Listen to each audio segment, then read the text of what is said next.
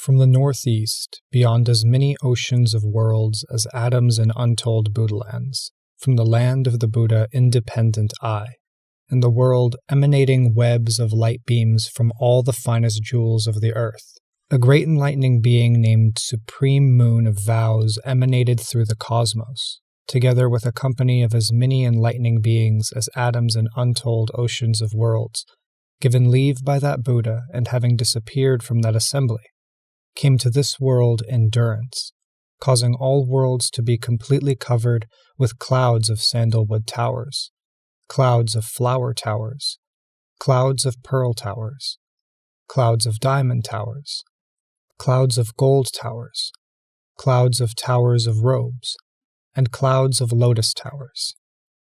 The great enlightening being and company presented these to the Buddha, then went to the northeast and magically produced towers of enormous jewels, with turrets with doors looking on all things, and lion thrones and jewel lotuses of incomparable fragrance, and sat thereon, having covered their bodies with nets of the finest flowers, and put on crowns of various interlaced jewels.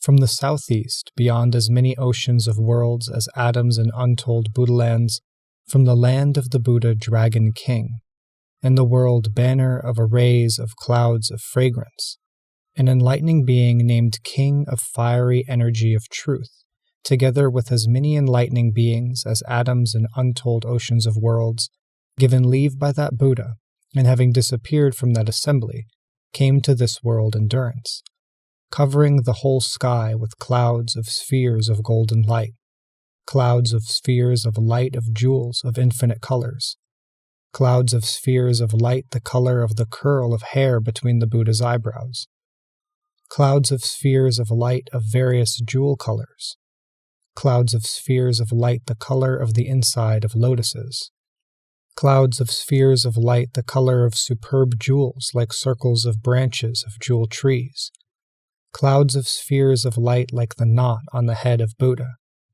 clouds of spheres of light the color of fine gold, clouds of spheres of light the color of the sun, and clouds of forms of the disks of the sun and moon and stars.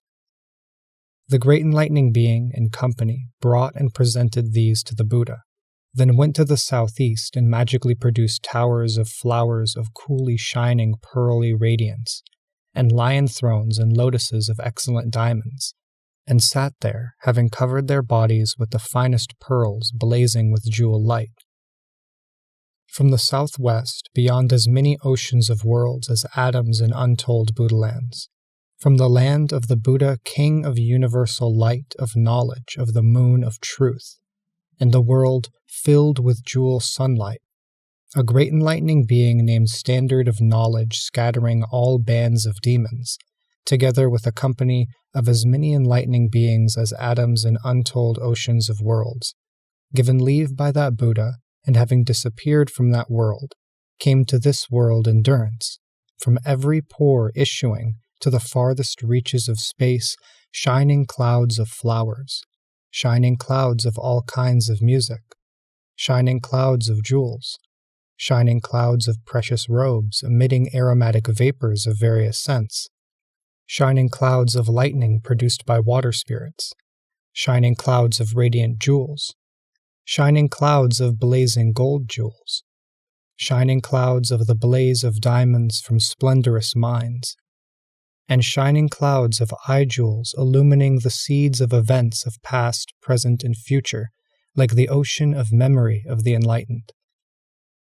The great enlightening being and company presented these to the Buddha, then withdrew to the southwest, and magically produced towers of great jewels illumining the cosmos, particles of a web of light beams radiating in all directions, and lion thrones and lotuses of shining jewels like fragrant lamps, whereon they sat, having covered their bodies with nets of the finest jewels from pure mines, and put on crowns of the finest jewels, reverberating with the sounds of the abodes of all beings.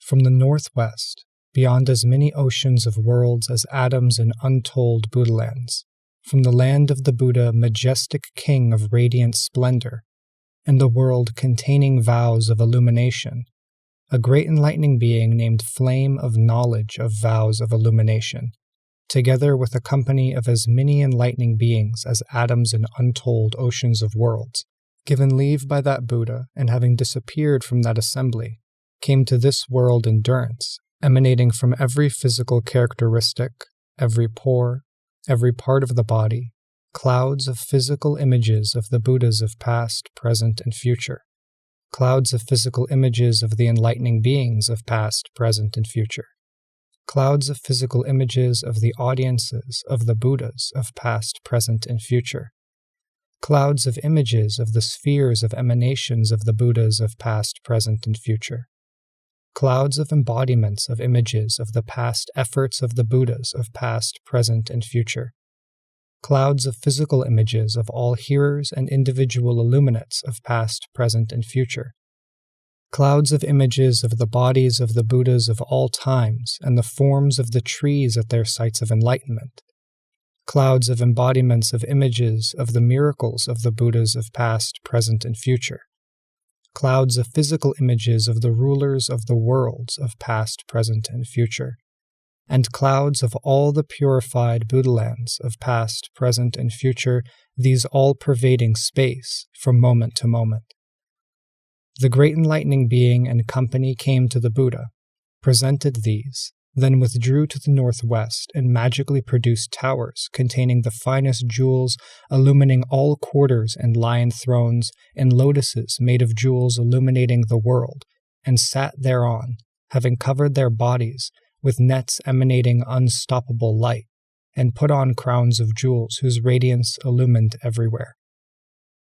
From the nadir, beyond as many oceans of worlds as atoms in untold Buddhalands, from the land of the Buddha, king of the banner of the torch of unobstructed knowledge, and the world radiance of the halos of all Buddhas, a great enlightening being named Valiant One with knowledge to dissolve all barriers, together with a company of as many enlightening beings as atoms in untold oceans of worlds, given leave by that Buddha, and having disappeared from that assembly, came to this world in durance, emitting from every pore the sounds of utterances of the ocean of all incantations in the world, the sounds of the clouds of the oceans of instruction of the enlightening beings of past, present, and future, sounds of the ocean of vows, undertakings, and methods of all enlightening beings, sounds of the ocean of enlightening beings' means of pervading all lands with their spheres of action,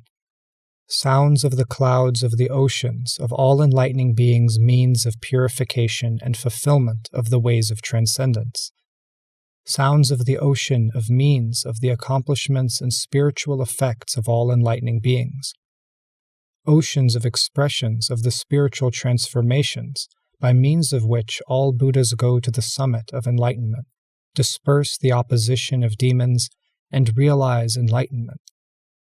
Clouds of sounds of the ocean of words used by all Buddhas in turning the wheel of the teaching, expressions of the expedient means of teaching and training used to guide all people at the appropriate times, sounds of the ocean of means of teaching using methods appropriate to the aspiration, excellence of roots of goodness, and time in order to lead to all knowledge.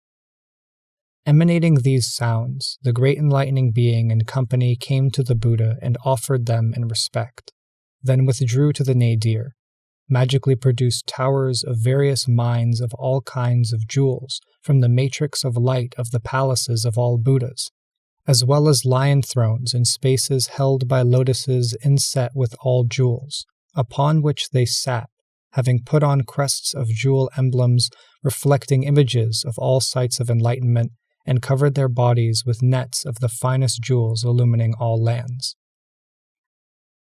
From the zenith, beyond as many oceans of worlds as atoms in untold Buddhalands, from the land of the Buddha, voice revealing the sphere of universal knowledge, and the world description of the inexhaustible lineage of Buddhas, a great enlightening being named revealing the base of cosmic aspiration, together with a company of as many enlightening beings as atoms in untold oceans of worlds, given leave by that Buddha, and having disappeared from that assembly, came to this world in durance, from every physical feature, every pore, every part of the body, every limb and joint, every utterance, every article of clothing and adornment, showing images of the oceans of past efforts of all Buddhas past, present, and future, connected with transcendent giving which took place in all lands of the 10 directions, as well as images of the receivers and the gifts,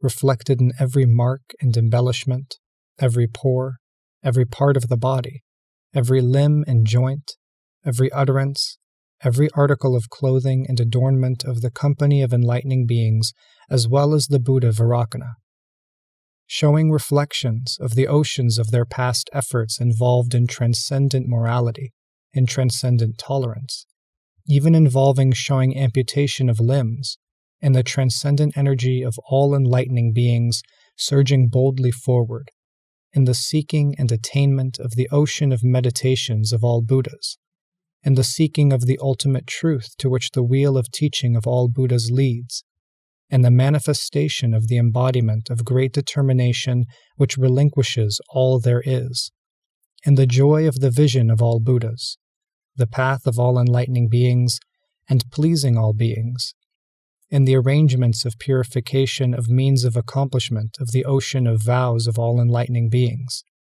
and the purification of the strength of the attainment of transcendent power of all enlightening beings, and showing images of the oceans of past efforts involved in the sphere of knowledge of all enlightening beings.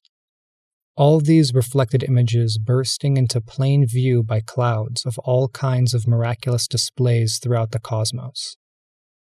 The great enlightening being and company offered these to the Buddha, then went to the zenith, magically produced towers of various arrays of diamonds, as well as lion thrones of the universally good enlightening being inside emerald lotuses, and sat thereon, having covered their bodies with nets of fiery jewels, and put on crowns of jewels with crests of trailing strings of diamonds, vibrating with the names of the Buddhas of past, present, and future.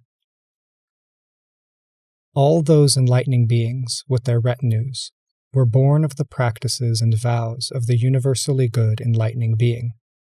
They had the pure eye of knowledge to see all Buddhas face to face. They were endowed with the acute ears to hear the ocean of teachings of all Buddhas.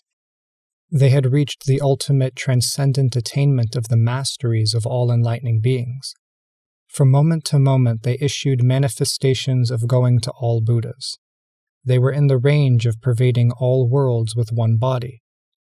They had luminous bodies appearing in the circles of the congregations of all Buddhas. They were in the realm of showing the reflections of all worlds and one world contained in each other in a single atom. They had the power to guide and develop all people with appropriate timing. They were in the realm of emitting clouds of teachings of all Buddhas from every pore. They had attained the knowledge that all realms of beings are like illusions. They had realized that all Buddhas are like reflections. They knew that all existence, states of beings, and births are like dreams. They had pure knowledge that all developments of actions are like images in a mirror. They were intensely aware that all becoming is like a mirage. They had perceived that all worlds are like emanations. They had attained the illumination of the knowledges of the 10 powers of Buddhas. They were fearless and mighty, able to roar the lion's roar. They had entered the inexhaustible ocean of analytic knowledge. They had attained knowledge of expressions of principles of the ocean of instruments of thought of all people. They coursed in the knowledge of the unobstructed space of the reality realm. They had attained unimpeded knowledge of all things. They had purified the spheres of superknowledges of all enlightening beings. They had the rigor to roust out all bands of demons. They stood firm in the power of knowledge of past, present, and future. They had attained unobstructed omniscience.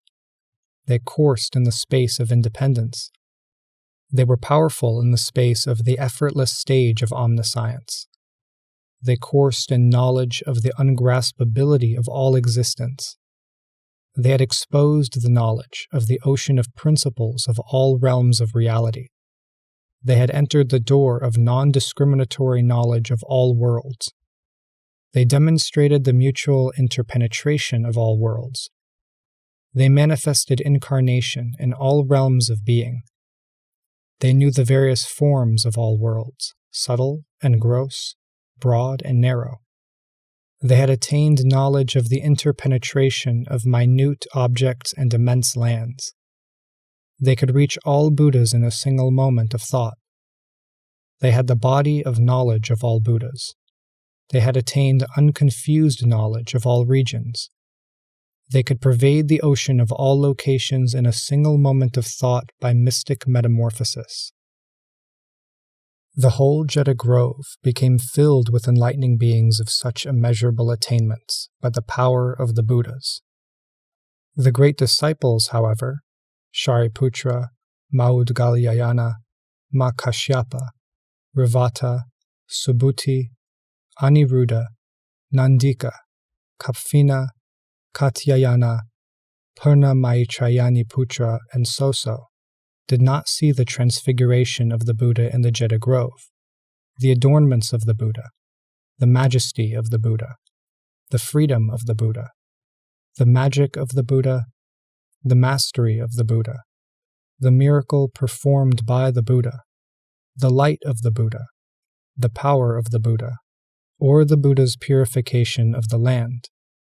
Nor did they see the inconceivable sphere of the enlightening beings, the descent of the enlightening beings, the gathering of the enlightening beings, the descent of the enlightening beings, the approach of the enlightening beings, the miracle of the enlightening beings, the magic of the enlightening beings, the circles of the enlightening beings, the locations of the enlightening beings, the array of lion thrones of the enlightening beings, the mansions of the enlightening beings, the deportment of the enlightening beings, the enlightening being's mastery of concentration, the enlightening being's observation, the enlightening being's emergence, the enlightening being's vigor, the enlightening being's offerings to the Buddha, the enlightening being's bequest of enlightenment, the enlightening being's development, the enlightening being's strength, the enlightening being's clarification of the reality body,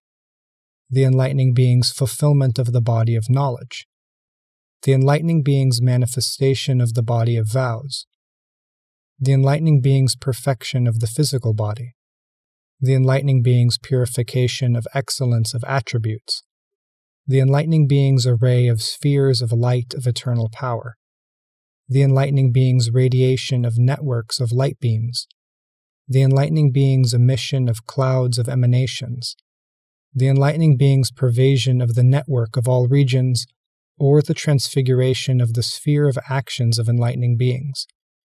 Why didn't the disciples see any of this?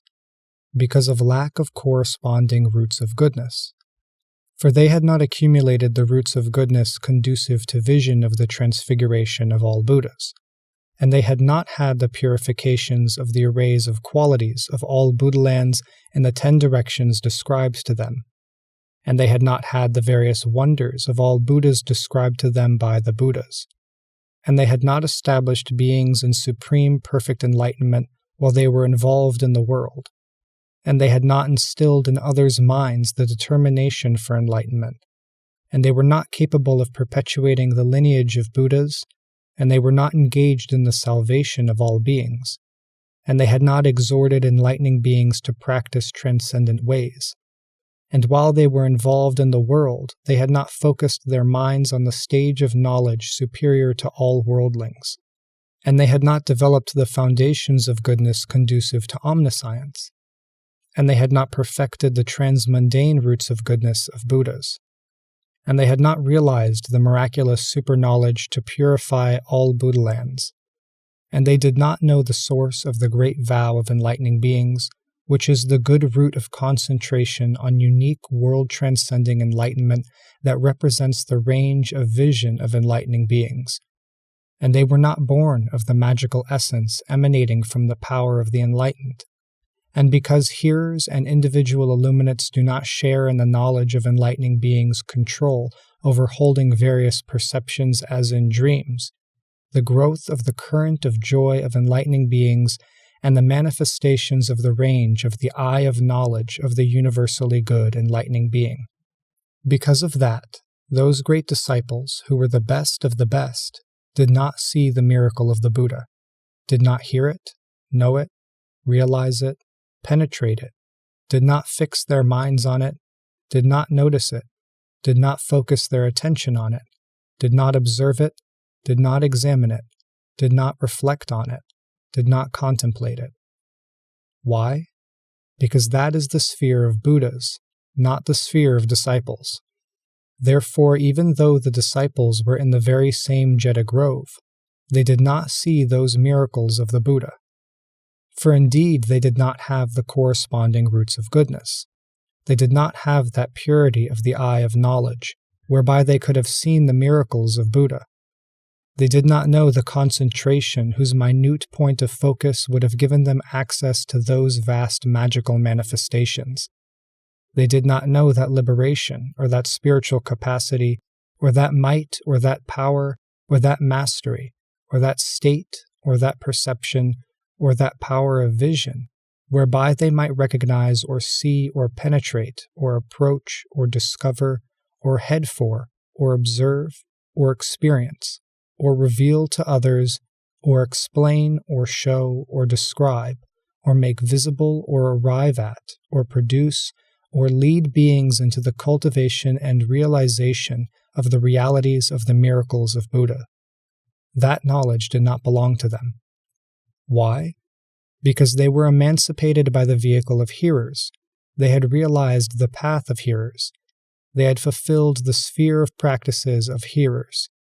They were fixed in the fruit of hearers. They rested on the knowledge of the light of truth. They were fixed at the limit of reality. They had gone to the state of eternal peace. They had no thought of great compassion and had no pity for the beings of the world. They had accomplished what they had to do for themselves. They had gathered in the Jeta grove and were sitting there, in front of, behind, and to the left and right of the Buddha, in his presence, yet they did not see the miracles of the Buddha in the Jeta grove. Why? It is not possible for those who have not developed omniscient knowledge, have not accomplished omniscient knowledge, have not set out for omniscient knowledge, have not resolved on omniscient knowledge, have not undertaken omniscient knowledge, have not penetrated omniscient knowledge, have not purified omniscient knowledge, to understand or become aware of, or see or discover the miraculous manifestation of the concentration of the Buddha. Why? Because that is discernible only to the range of the vision of developed enlightening beings, not to the range of the vision of hearers. That is why the great disciples, the great hearers, though in the Jeta grove, did not see the transfiguration of the Buddha, the magical appearances of the Buddha, the purifications of the Buddha land, the gathering of the enlightening beings. The situation was like that of hundreds of thousands of ghosts gathered on the bank of the great river Ganges, hungry and thirsty, naked, without shelter, emaciated, dehydrated by the wind and heat, attacked by flocks of crows, terrorized by wolves and jackals. They do not see the Ganges River, or they may see it as dry, without water, or full of ashes, because they are shrouded by actions that blind them. In the same way, the old great disciples there in the Jeta grove did not see or penetrate the transfigurations of the Buddha, because they rejected omniscience, and their eyes were veiled by ignorance. It was like the case of a man who has dozed off in the daytime in the midst of a large group of people, and while asleep sees a celestial city with beautiful mansions appearing there in his dream, and sees the whole summit of the polar mountain, with groves and gardens, with innumerable nymphs all around, innumerable godlings living there, and various celestial flowers scattered about, and sees wish-fulfilling trees providing various celestial garments, jewel ornaments, and flower garlands, and sees musical trees producing all kinds of sweet celestial sounds, and many kinds of forms of pleasure and diversion, and hears the sweet sounds of the music and singing of the heavenly nymphs, and perceives himself as being there, seeing the adornment of the celestial arrays all over the place. The group of people who are there in the same place do not see this, are not aware of it, do not observe it, because it is the vision of the man in his dream, not the vision of the group of people in the same place. In the same way, the enlightening beings and the world rulers on the verge of enlightenment, by virtue of the tremendous power of the Buddha, by the attainment of their own roots of goodness, by their own undertaking of the vow for omniscience, by development of the qualities of all Buddhas, by stabilization in the magnificent path of enlightening beings, by accomplishment of the outgrowths of the teachings of all aspects of omniscient knowledge, by fulfillment and purification of the higher aspirations of the acts of the universally good enlightening being, by entering the spheres of knowledge of all the stages of enlightening beings, by mastery of all the states of concentration of enlightening beings, and by unhindered contemplation of all the spheres of knowledge of enlightening beings, saw the inconceivable power and mastery of the Buddha, understood and comprehended, whereas the great disciples, the best of the best, did not see or understand because they did not have the eye of enlightening beings. On the snowy king of mountains are many medicinal herbs, which someone who is expert in secret lore and medicine, knowing all the principles of herbal medicine, may go and pick, while herders and hunters on the same mountain, ignorant of herbal medicine, do not know the essence, energy, results, efficacy, or method of application of the herbs. In the same way, those enlightening beings who had entered the sphere of knowledge of Buddhas and produced the transformed perceptions of enlightening beings were aware of the transfigured perceptions of the concentration of Buddha, while the great disciples, even though they were there in the same Jeta grove, being satisfied with their own task and having no desire to work for others, being indifferent, dwelt in the feeling of bliss because they were in a condition of bliss in their present state, and so were not aware of the perceptions of the concentration and miraculous transfiguration of Buddha. This earth is abundantly endowed with mines of jewels of all kinds, with hundreds of thousands of deposits, filled with endless supplies of various jewels. Someone who has acquired knowledge of precious substances, sees where the deposits are, has thoroughly studied the appropriate science and technology, and is supported by immense virtue and strength, then can take jewels and enjoy himself as he wishes, properly honor his parents, support his wife and children, and also distribute them evenly to the old, the poor, the destitute, the unfortunate, those without food and clothing.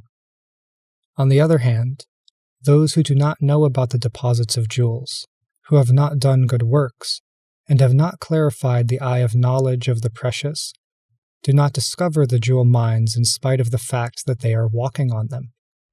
They do not take the jewels, and do not do what can be done with jewels.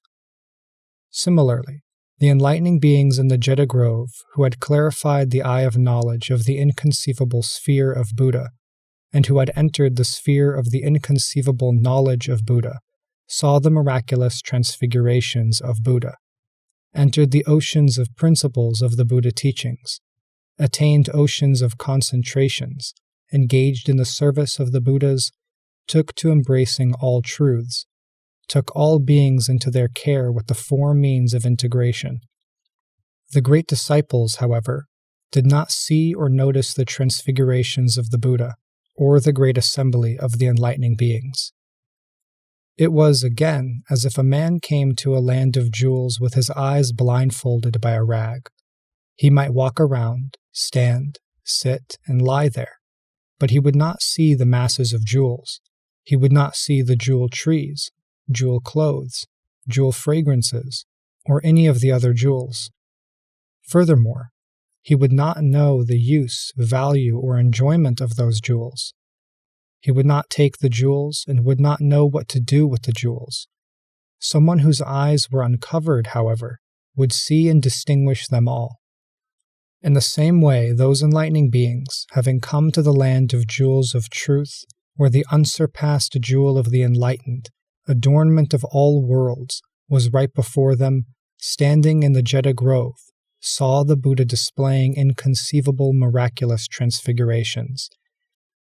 The great disciples, however, were standing at the Buddha's feet and gazing at the Buddha, but they did not see the miraculous occurrence emanating from the sphere of the Buddha's concentration, and did not see the great treasury of jewels which was the great assembly of enlightening beings. Why? They were inimical to omniscience, their eyes covered with the rag of ignorance, and they had not clarified the eye of unobstructed knowledge of enlightening beings.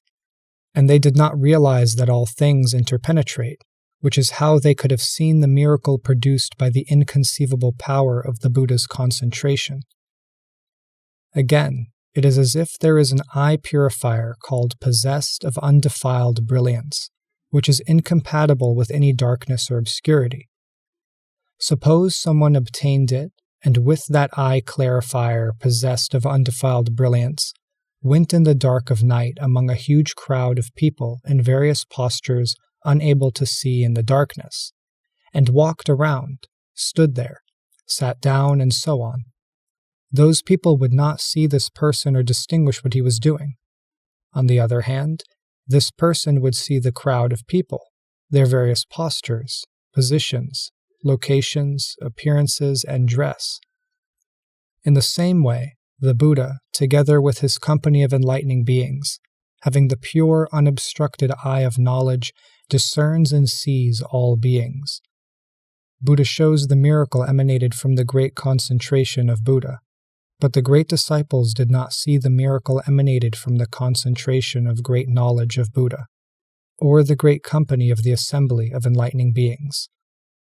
Also, it is as if a monk in the midst of a large group of people attains the concentration of total absorption in earth or water or fire or wind, or total absorption in blue, yellow, red, or white, or total absorption in heaven, or in the bodies of various beings, or in all sounds, or in all objects. That group of people would not see the body of water, would not see the realm of fire, would not see the various bodies or totality of objects in which the monk's mind was absorbed, except for those who had themselves attained those states of concentration. In the same way, the great disciples did not see the Buddha's revelation of the inconceivable wonder of the sphere of the concentration of Buddha, while the enlightening beings who had attained the path of the Buddha entered into the sphere of the Buddha. Again, it is as if there were an ointment, which simply by being applied to one's eyes makes one invisible to others, while one is able to see others. In the same way, Buddha, beyond the world, beyond the spheres of all beings, having entered the sphere of omniscience, can be discerned by the eye of knowledge of enlightening beings, and sees all beings in the world, but the great disciples could not see those miracles of the Buddha. It is also like the case of the celestial spirit, born together with a person and always associated with the person. The spirit sees the person, but the person does not see the spirit. In the same way, the Buddha, in the sphere of omniscience, manifested great miraculous transfigurations of Buddha in the midst of the great assembly of enlightening beings, but the great disciples did not see, did not notice, the miracle of the transfiguration of the Buddha or the magical manifestation of the circle of enlightening beings. Again, it is like the case of a monk who has attained perfect control of mind and has reached extinction of perception and sensation. He neither perceives nor cognizes and does nothing with his six sense organs, but still is not totally extinct. All the ordinary events of the world are going on there where he is, but he does not perceive or cognize them because of the overmastery of the power of his concentration. In the same way, the great disciples were in the Jeddah Grove and had the six sense faculties, but they did not see, penetrate, perceive, or discern the miracle of the power emanated from the concentration of the Buddha, nor did they gain access to, see, or cognize the great gathering of the enlightening beings, the miracle of the enlightening beings, the transfiguration of the enlightening beings. Why? The sphere of Buddha is indeed profound, vast, immeasurable, difficult to see, difficult to realize, difficult to plunge into, completely beyond all worldlings. For all disciples and individual illuminates, the sphere of Buddha is unthinkable and ungraspable. Therefore, the great disciples, even though they were there in the Jeta Grove at the feet of the Buddha, did not see the transfigurations of the Buddha, and they did not see or apprehend the great gathering of enlightening beings, or their concentration of the arrays of qualities of enlightening beings, or their concentration of the arrays of qualities of inconceivable, innumerable purified worlds in the Jeta Grove, because they did not have the capacity to do so. At that time, the enlightening being Light from the origin of the vows of the illumination, by the power of Buddha, looked over the 10 directions and then spoke these verses. See how inconceivable is the enlightenment of Buddha, the best of beings. In the Jeta Grove, he shows the victor's transfiguration of the enlightened. He exercises incalculable independent power, whereat the world is confused, not knowing Buddha's qualities. Profound is the miracle worked by the spiritual sovereign, infinite, inconceivable, beyond the range of the world. The Buddhas are adorned with infinite attributes, but the truths revealed by the Buddhas are signless. The victor shows transfigurations in the Jeta Grove, boundlessly deep, most hard to put into words. The enlightening beings do not look at the assembly of saints, having come from innumerable lands to see the Buddha. They have attained the sphere of unobstructed, unattached action by their determination. No one in the world can know their will. All those enlightened on their own and the disciples all around do not know their doings or their state of mind. The enlightening beings, great in wisdom, are invulnerable, invincible, paragons of heroism, undefiled, certain of the stage of knowledge. Beyond measure, of great fame, they have attained concentration and display a miracle extending throughout the cosmos. Then the enlightening being, king of invincible energy, by the power of Buddha, looked over the 10 directions and spoke these verses. Full of virtue and great knowledge, gone to the goal of enlightening practice, givers of security to all worlds, behold these the offspring of Buddha. Intelligent, with boundless wisdom and well-concentrated minds, in the realm of boundlessly deep and broad knowledge. The great grove called Jeta, where the perfect Buddha sojourns, is adorned with magnificent arrays and filled with enlightening beings.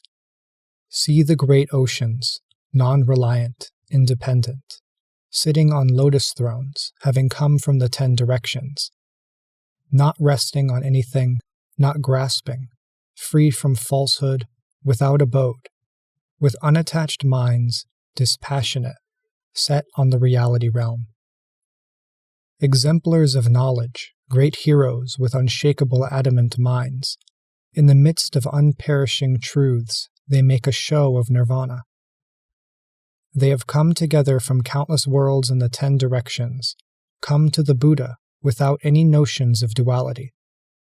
They see the miraculous transfiguration of the autonomous Buddha, by the power of which these enlightening beings have come.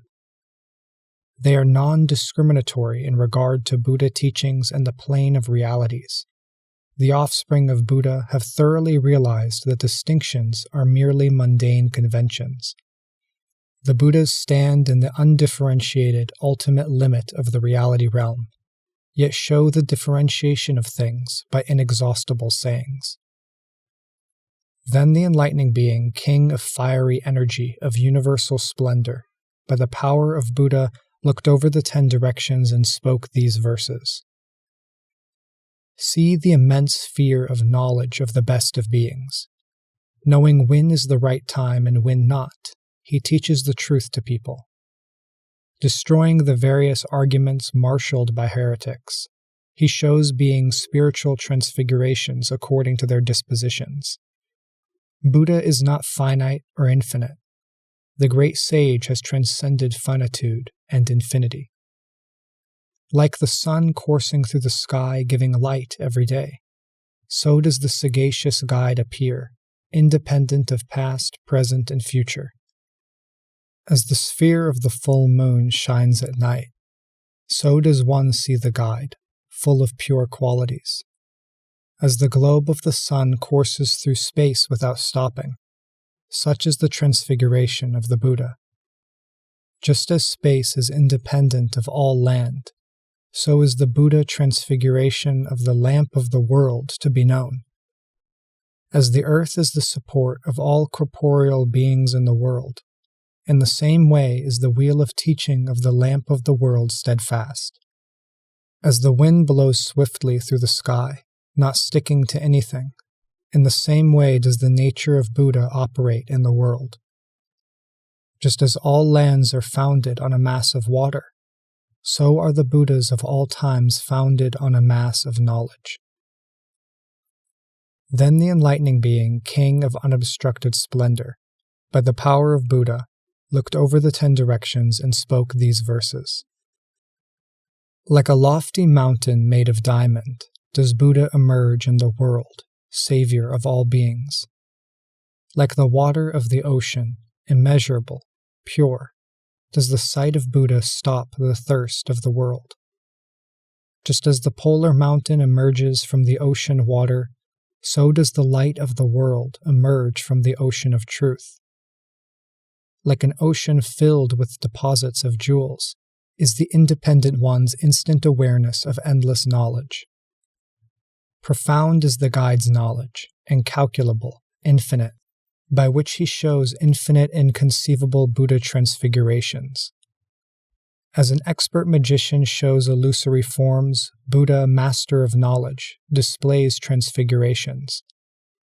As a pure wish-fulfilling jewel grants what is desired, the victor fulfills the aspirations of those whose intentions are pure.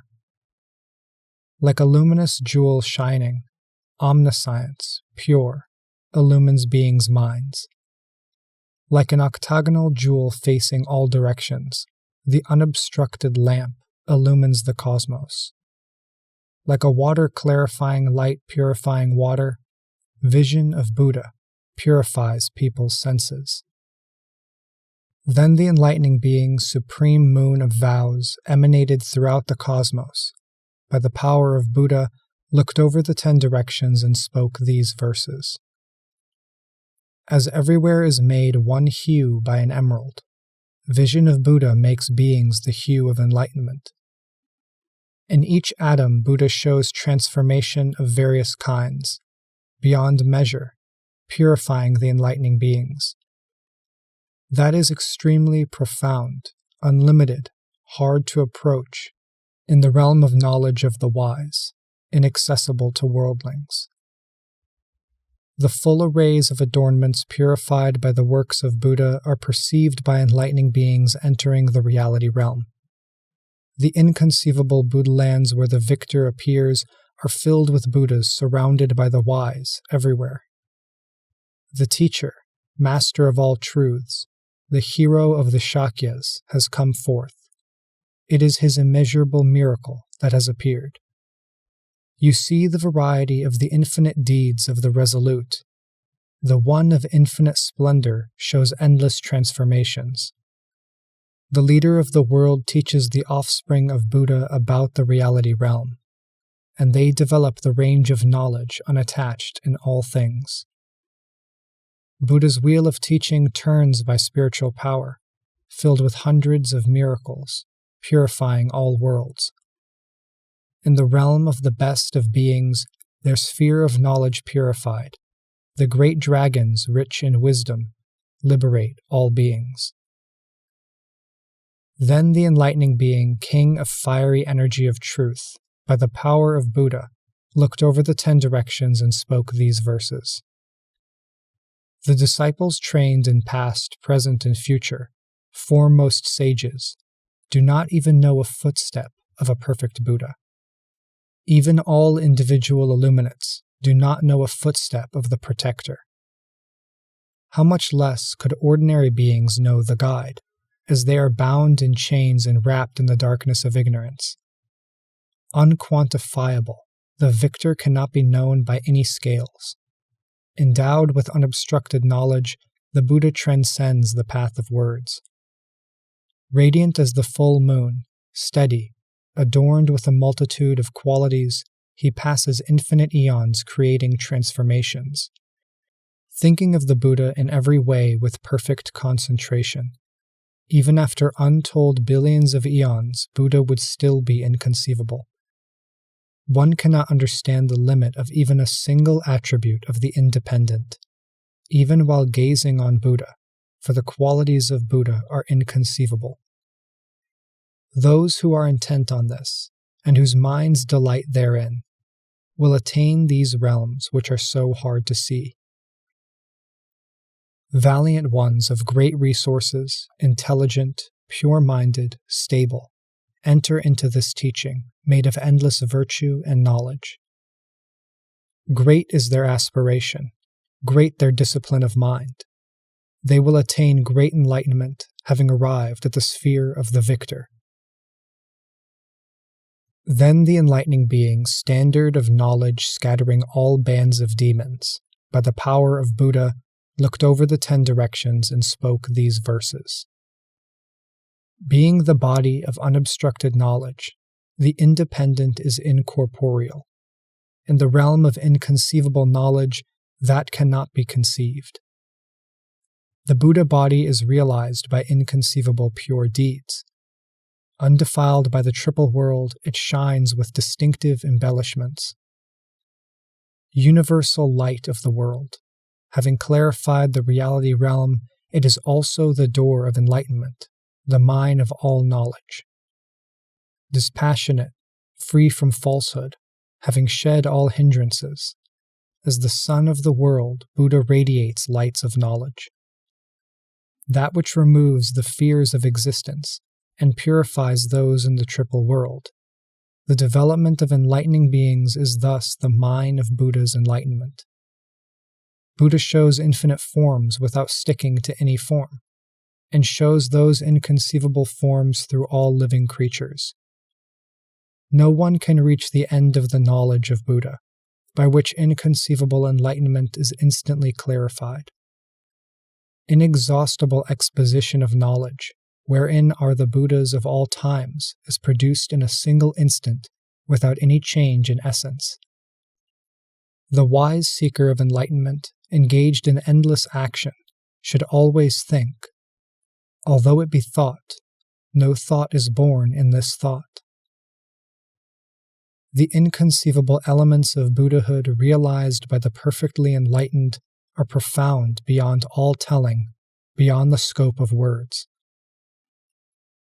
Then the enlightening being, flames of knowledge of vows of the illuminator, by the power of Buddha, looked over the 10 directions and spoke these verses. Those of unerring recollection, pure, born of truth, of certain mind and inconceivable wisdom, are inexhaustible oceans of enlightenment. This is the sphere of action of those whose minds are resolved hereon. Their knowledge is unshakable. They have ended doubt. They do not become depressed or dejected. Their minds are on the way to Buddhahood. Filled with good qualities realized over countless eons, the peerless seekers of knowledge dedicate them all. They think about the course of life but do not take refuge in it.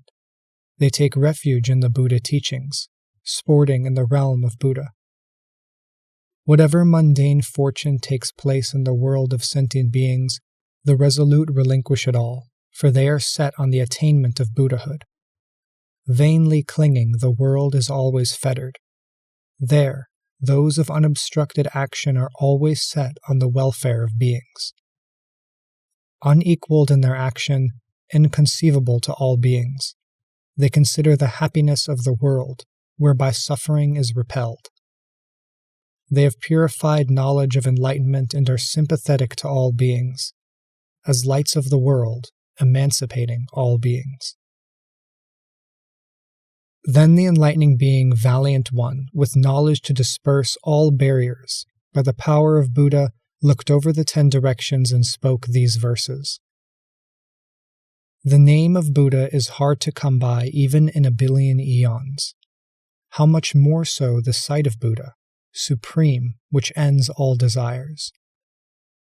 Buddha appears as the light of the world, gone to the goal of all truth, worthy of the offerings of the 3 worlds, purifier of all beings. Those who regard the physical form of the impeccable best of beings never tire of it even in countless eons.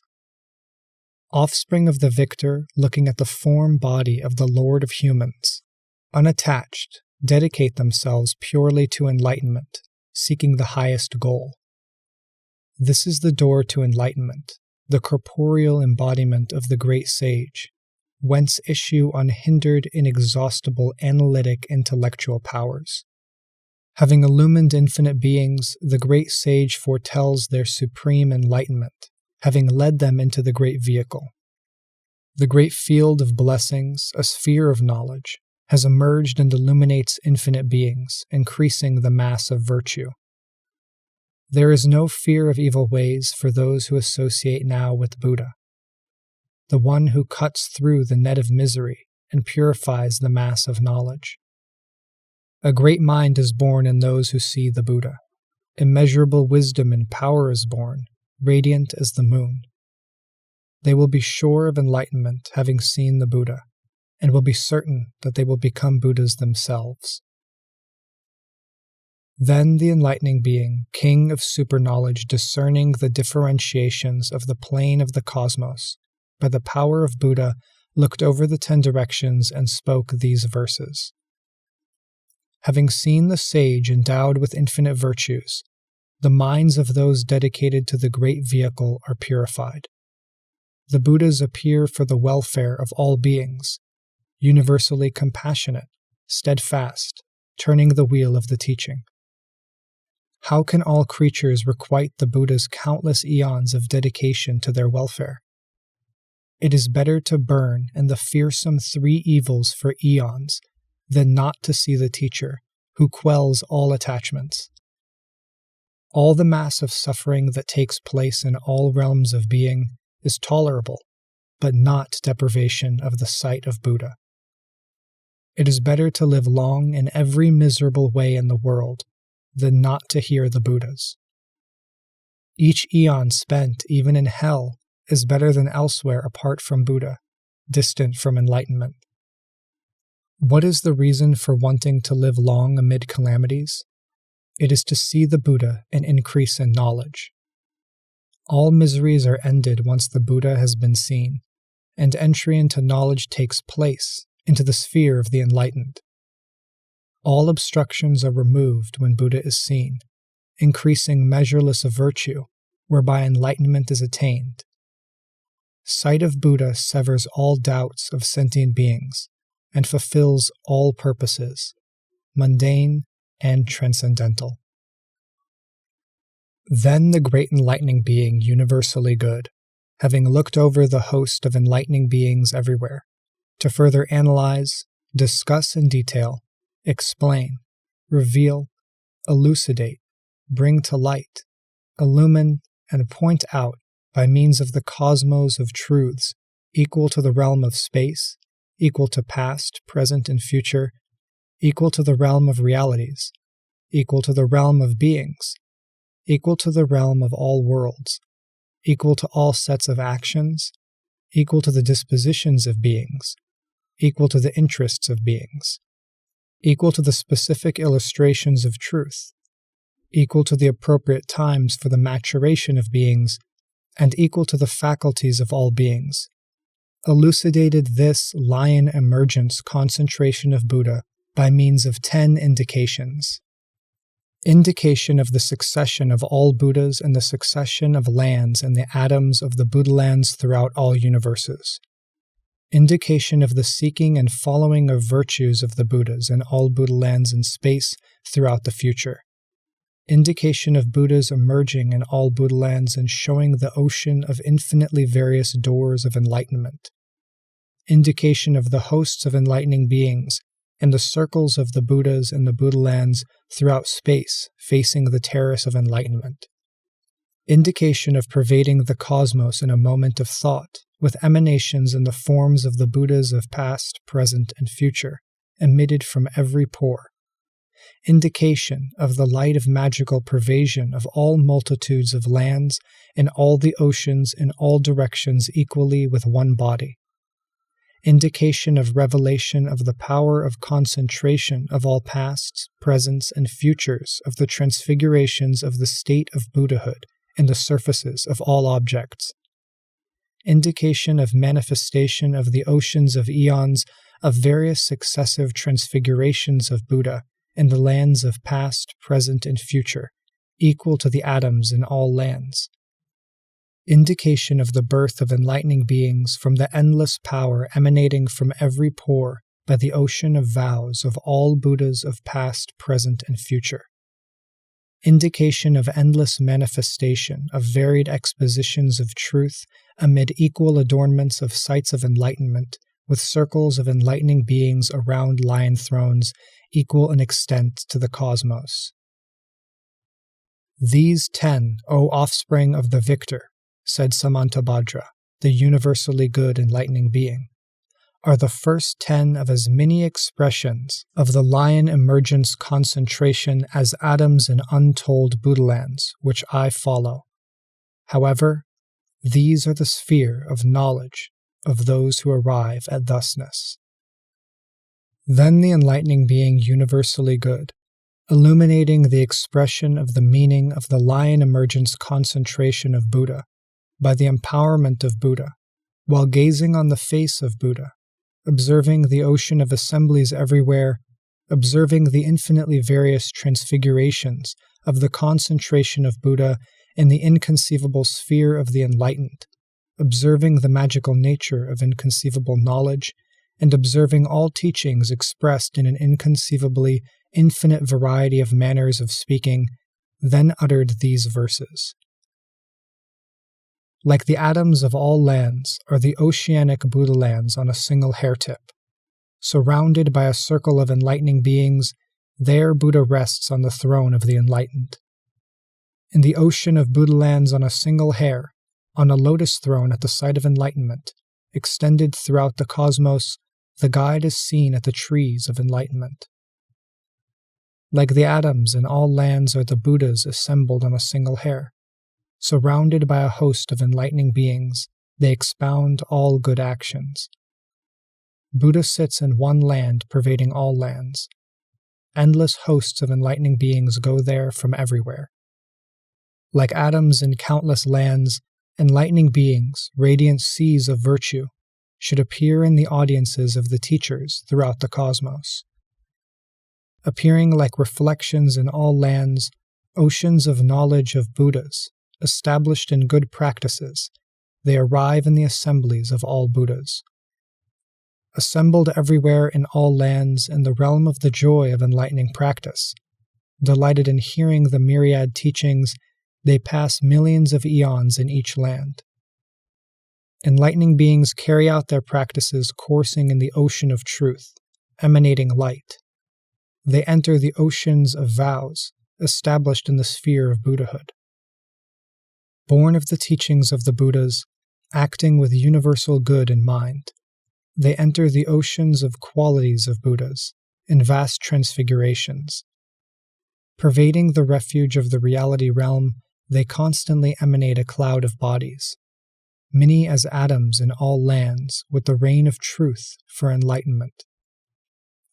Then the blessed Buddha, wanting to establish those enlightening beings in this lion emergence concentration of Buddhas, went on to emanate from the circle of hair between his brows a light called illumining past, present, and future, showing all ways into the reality realm, accompanied by as many beams of light as atoms in untold Buddhalands, with which he illumined all lands and all oceans of worlds in the 10 directions.